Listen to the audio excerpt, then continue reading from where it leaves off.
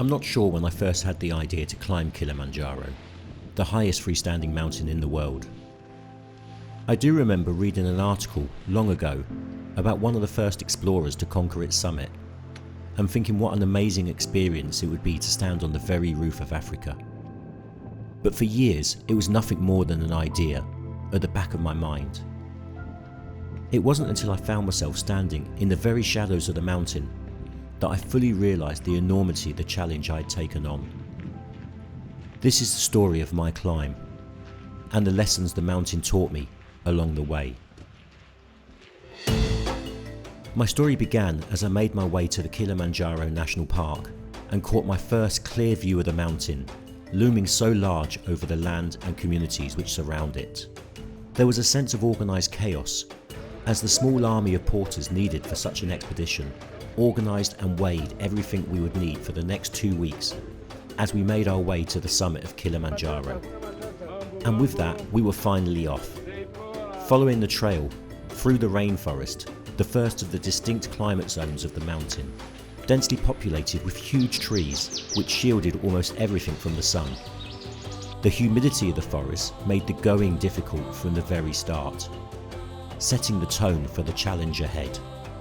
But within a day or so, the trees suddenly became sparse, marking the transition to the next of the climate zones, the heather zone. It's almost immediate. The trees have just disappeared, replaced by this kind of shrubbery and open landscape.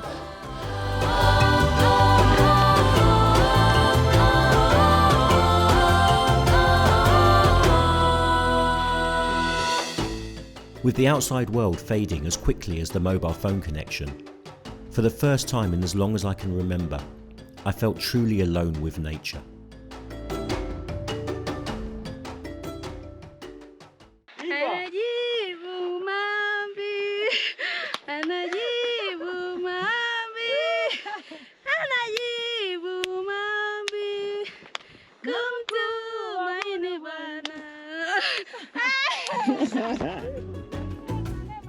But of course I wasn't alone. Climbing a mountain as daunting as Kilimanjaro is a team effort, and without doubt the heroes of that team were the porters who made it all possible.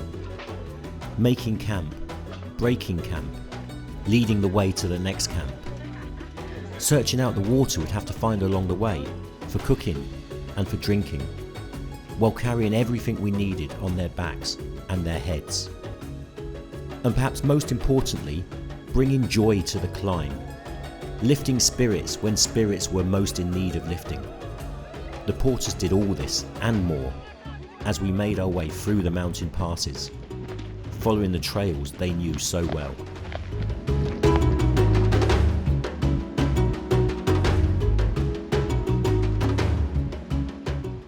But despite the incredible support of the porters, in many ways this was still a very solitary endeavour.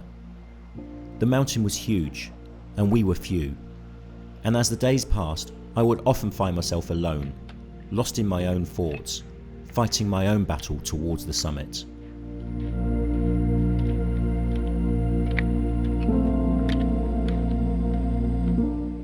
It's amazing how quickly I fell into the routine of the mountain. Every day I hiked until the sun started to fade, and then made camp for another night under the stars. Each step taking me to a higher altitude than I'd ever experienced before.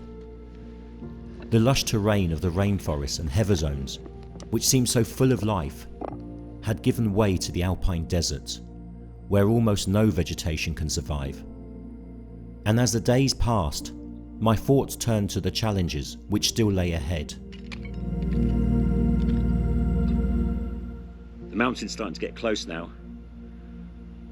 After a week acclimatizing at altitude, making my way all the way around the circumference of Kilimanjaro, I'm getting ready to make my way to base camp and to prepare for the summit.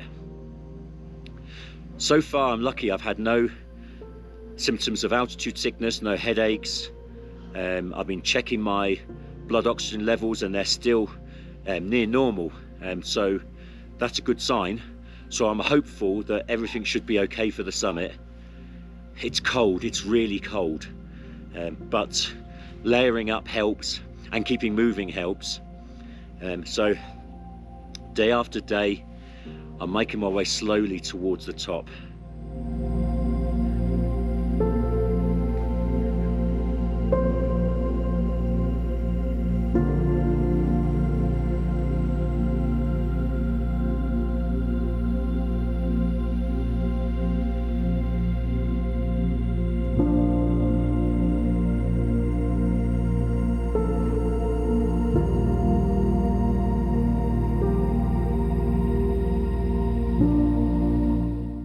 Slowly I made my way through the alien-looking landscape, which more resembled something out of a science fiction movie than the surface of our own planet.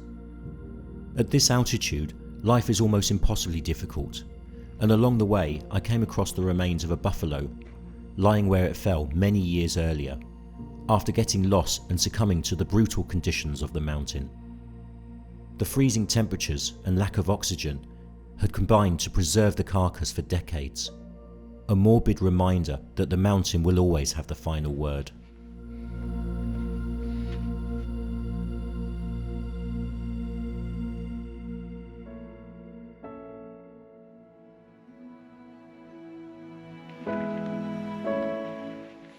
And yet, the march ever upwards continued.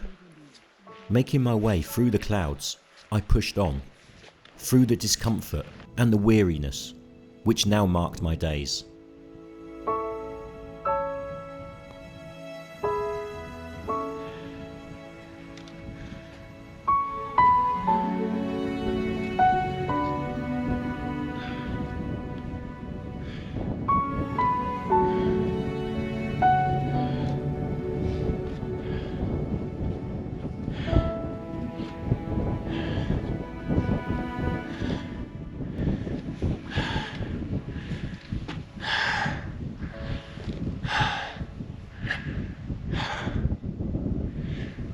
It's getting really hard now. At this altitude, the air is so thin it's hard to breathe. And the incline is brutal. It never stops.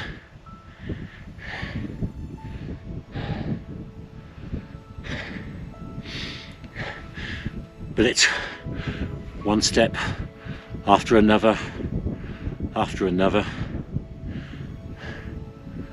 until I reach the summit.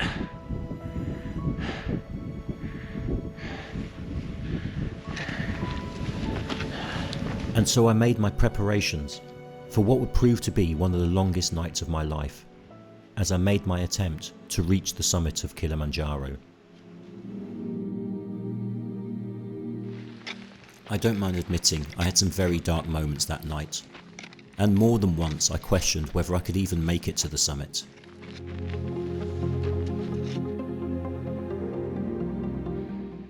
Every step seemed to require an unbelievable amount of effort, and I couldn't walk more than a few meters before needing to stop for rest.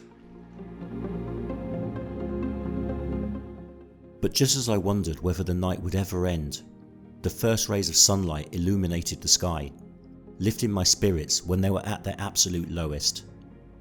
And a few hours later, I wearily made my way over the crest of the mountain to reach Gilman's Point, the first of 3 peaks I would need to conquer to reach the summit. I had entered the final climate zone, the Arctic layer. Once completely covered with ancient snow, global warming has resulted in an alarming reduction of the glaciers, and I fear I will be among the last to see the snow-topped summit before the glaciers disappear completely. That's it. That's the peak there. I've just got my first glance of the peak of Kilimanjaro. That's where I'm going.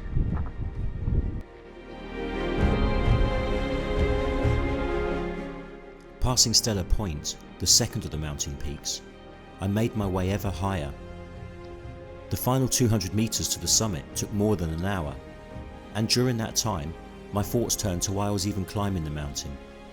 It had been one of the most challenging experiences I'd ever faced, and yet in that moment, I realised that the challenge itself was the reason for my climb. I was pitting myself against the might of Kilimanjaro simply because it was there. And as I took the final steps to stand on the summit, all of the aches, The pains and the discomfort fell away. None of that mattered. I was standing on the roof of Africa, an achievement that will stay with me even as the challenges of the journey fade away. That is what the mountain taught me, and it's a lesson that will stay with me forever.